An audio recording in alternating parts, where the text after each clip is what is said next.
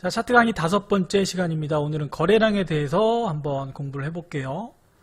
자, 우리가 저번 시간 캔들 공부했었죠? 캔들 공부했었고, 오늘 거래량, 그 다음에 앞으로 할 이평선까지 차트를 구성하는 기본 3요소죠?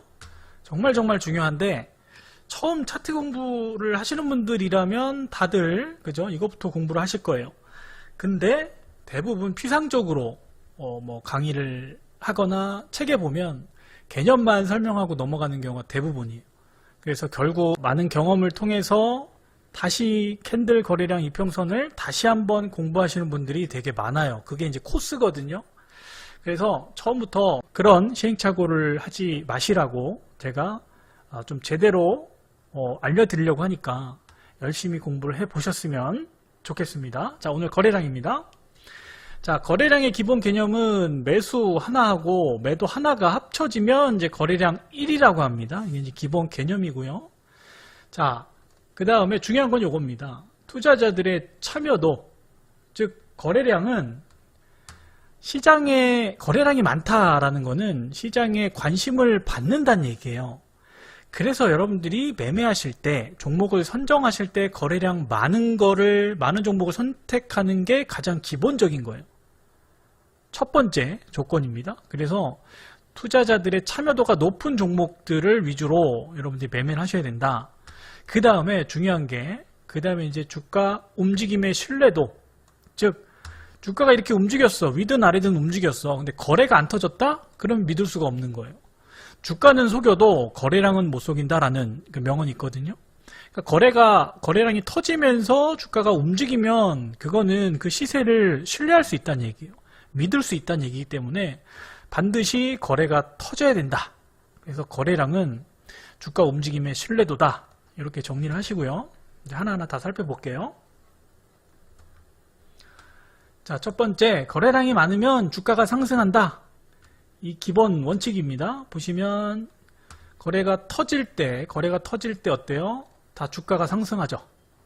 그래서 기본적으로 거래량이 증가하면 주식이 오르는구나 이렇게 알고 계시면 되는데, 다음 차트를 한번 볼게요. 자, 거래가 터지는데 주가는 내려옵니다. 그러면 정확한 개념은 주가가 올라갈 때 거래가 같이 증가한다가 아니고, 거래가 많으면 주가가 움직인다. 즉 올라갈 수도 있고 내려갈 수도 있다. 이게 더 정확한 개념이겠죠. 하여튼 시세는 움직이는구나 이렇게 정리를 하시면 되겠습니다. 자, 어떤 종목의 차트인데요. 이 네모박스 안에 보세요. 우리가 캔들 공부할 때 했습니다.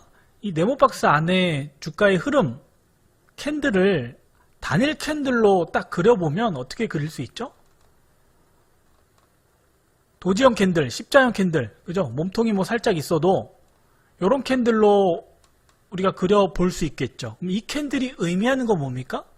항상 캔들이나 차트를 볼 때 매수 세력과 매도 세력의 싸움이니까 누가 이겼는지, 힘의 균형이 어떻게 됐는지를 파악하는 게 중요하다고 그랬잖아요. 이 도지형 캔들은 뭐라고 그랬어요? 무승부.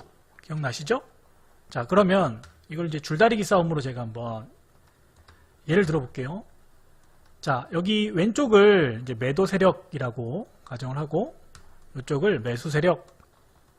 자, 매수 세력이 만약에 이기는 경우는 첫 번째, 매도 세력의 힘이 떨어지면, 즉, 매수 세력은 그냥 같은 힘, 10의 힘을 주고 있었는데, 10의 힘을 주고 있었는데, 매도 세력이 갑자기 이게 0이 되면, 그냥 쭉 끌려오잖아요? 그러니까 이기게 되는 거잖아요? 1번의 경우는. 그러니까 그런 경우가 있을 수 있겠고, 두 번째는 10의 힘을 주고 있다가 갑자기 어느 시점에 100이라는 힘을 줘서 확 땡겨올 수도 있겠죠. 그렇게 이기는 경우도 있을 거 아니에요? 그러니까 두 가지가 있는 거예요. 매도 세력이 힘이 떨어졌을 때 수동적으로 매수 세력이 이겨지는 경우하고, 두 번째는 매수 세력이 일부러 그냥 팽팽하게 균형을 유지하다가 어느 순간에 확 100이라는 힘을 줘서 땡겨서 이기는 경우, 이 두 가지가 있을 수 있잖아요. 그죠? 차트를 볼게요. 자, 이 영역이 이제 팽팽하게 줄다리기를 하고 있는 영역이에요. 그죠? 그러고 있다가, 자, 캔들만 보시면 여기 이제 양봉들의 크기가 작은데 갑자기 이제 길다란 봉들이 나와요. 그죠? 분명히 여기하고 여기하고 캔들 크기가 달라요. 우리 캔들 공부했죠? 여기가 A라고 하고 B라고 하면 B 영역의 캔들들이 장대 봉이잖아요. 그러면 확실히 매수 세력이 압도적으로 승리하는 시점이란 말이에요. 근데 지금 방금 제가 말씀드린 것처럼 아까 1번의 경우, 2번의 경우 중에 어떤 경우에 해당하죠? 캔들만 봐서는 알 수 없어요. 즉 매도 세력이 약해서 주가가 이렇게 올라가는 경우, 또 두 번째는 매수 세력이 강하게 그냥 힘을 갖고 당기는 경우. 근데 캔들만 봐서는 알 수 없단 말이에요. 그래서 거래량을 봐야 된다는 얘기예요. 즉 거래가 터지면서 거래량이 증가하죠. 갑자기 증가하면서 장대봉이 나온다 그러면 자 매수 세력이 이겼는데 그게 1번의 경우가 아니고 2번의 경우 능동적인 힘을 가지고 땡겨서 이겼다는 거를 거래량을 보고 판단할 수 있는 거예요. 정리되셨죠? 즉 올라갈 때 시세를 위쪽으로 상방 시세를 줄 때 거래가 이렇게 터져야 믿을 수 있는 시세가 되는 거예요. 그래서 아까 서두에 말씀드린 거래량은 신뢰도다라고 말씀을 드린 거예요. 만약에 1번의 경우다. 이 거래가 안 터졌어요. 근데 장대 양봉이 나왔어. 매수 세력이 이겼잖아요. 근데 거래가 안 터졌으니까 1번의 경우란 말이에요. 매도 세력이 약해서 그냥 이겨진 거야. 매도 세력이 약하니까 그냥 올라온 건데 조만간 다시 내려올 가능성이 높다는 얘기예요. 그러니까 신뢰할 수 없다는 얘기야. 이해 가세요? 그래서 올라갈 때 캔들만 우리가 보면 확실히 알 수가 없다. 그래서 거래량을 같이 봐야 되는구나. 즉 시세가 나올 때 거래가 이렇게 같이 터져주고 장대 양봉이 나오면 진짜 올라가는 시세구나 라고 믿을 수 있다는 얘기입니다. 이렇게 정리하시고 자 요거 하나 짚고 넘어갈게요. 자, 저는 이제 거래량을 HTS 상에서 이렇게 녹색으로 한 가지 색으로 다 설정을 해놨는데 여러분들 아마 그 이제 증권사 HTS를 보면 이렇게 빨간색, 파란색으로 돼 있을 거예요. 요거는 이제 여러분 설정하기 나름인데 기본적으로 설정 안 하면 이런 식으로 돼 있을 거예요. 이게 이제 색깔이 의미하는 건 뭡니까? 이렇게 질문하시는 분들이 많아서 요거 짚고 넘어갈게요. 자, 보통 이게 두 가지 경우예요. 그러니까 이런 색깔은 여러분이 설정 안 했을 때 양봉이면 빨간색이면 빨간색, 또 캔들이 파란색이면 파란색, 그냥 캔들의 색깔에 맞춰서 색이 나오는 경우하고 또 두 번째는 전일 거래량보다 오늘 거래량이 많으면 빨간색, 전일 거래량보다 오늘 적으면 파란색, 그렇게 표시가 되는 경우가 많아요. 근데 이거는 여러분이 설정할 수 있으니까 그래서 거래봉은 색상보다는 크기가 중요합니다. 크기. 색깔보다 크기가 중요하니까 이걸 이제 단일색으로 설정하는 거를 추천드립니다. 뭐 이렇게 보셔도 되고 어차피 크기가 중요한 거니까 그죠? 그래서 이거 설정하는 거는 이제 차트 설정 가면 다 있습니다. 뭐 쉽게 할 수 있으니까 그렇게 이제 뭐 원하는 색으로 변경하시면 되겠고 자, 그 다음 두 번째 조정이 나올 때 거래량은 줄어든다.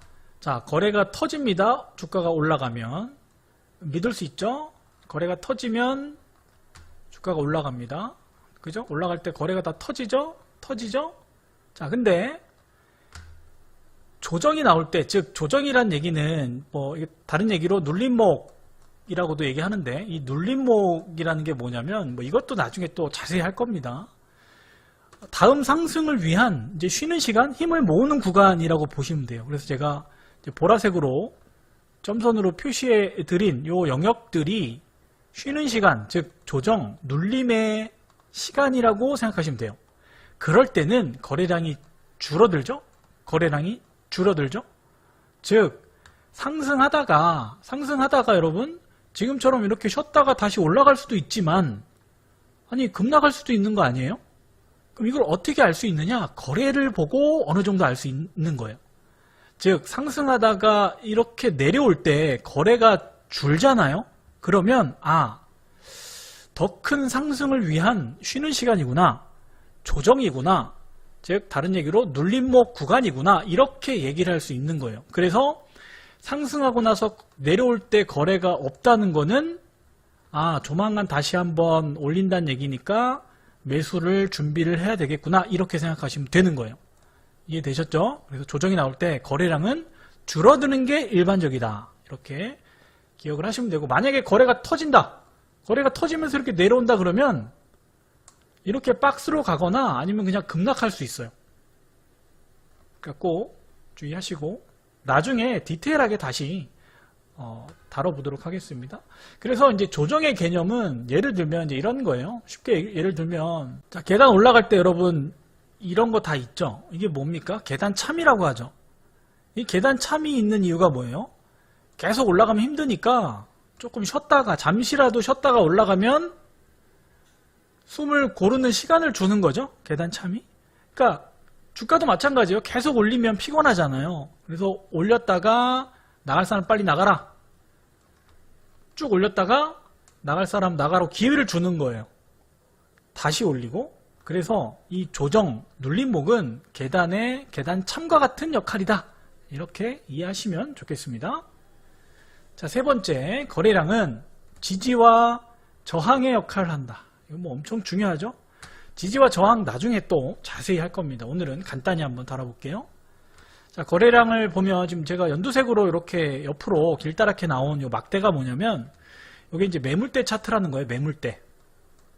즉 여기부터 여기까지 이게 뭐 6개월이다 그러면 6개월 동안 지금 딱 보이는 이 차트 기간 안에 거래된, 즉 여기가 지금 제일 많잖아요. 요 영역이, 여기가 10,000원이다 그러면 이 영역 안에서, 이 기간 안에서 10,000원대에 거래한 사람이 제일 많다는 걸 보여주는 거예요.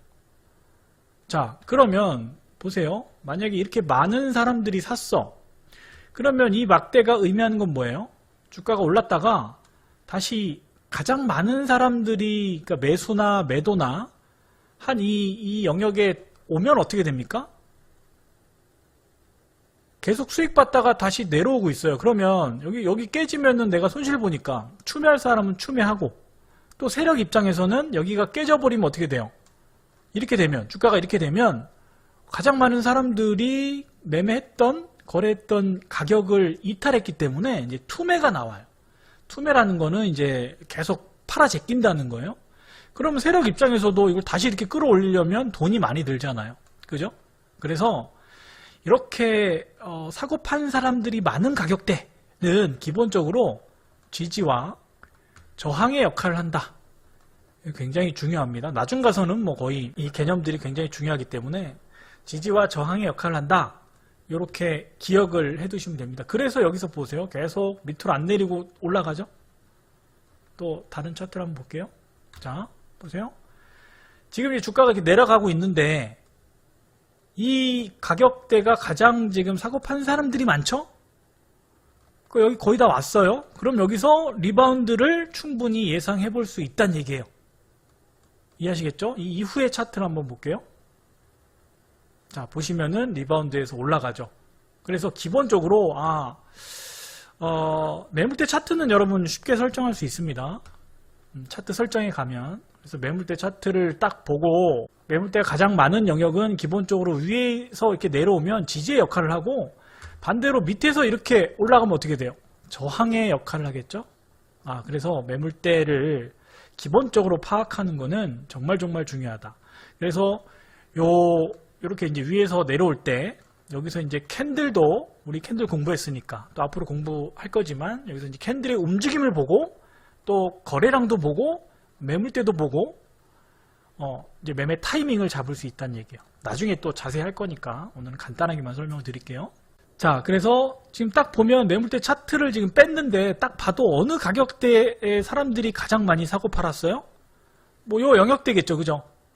한번 볼까요? 매물대 차트를 딱 켜보면, 자, 매물대 차트를 보면 역시나 가장 많이 사고 판 가격대가 요 영역이 나오죠? 그래서 주가가 올랐다가 내려오면 이제 지지의 역할을 기대할 수 있다. 그래서 여기서 턴 될 때 매수 타이밍으로 잡으면 된다고 그랬죠? 그래서 우리 이제 캔들 공부했기 때문에 요거 3개 제가 동그라미를 쳐놨는데 요거 한번 살짝 분석하고 가볼게요.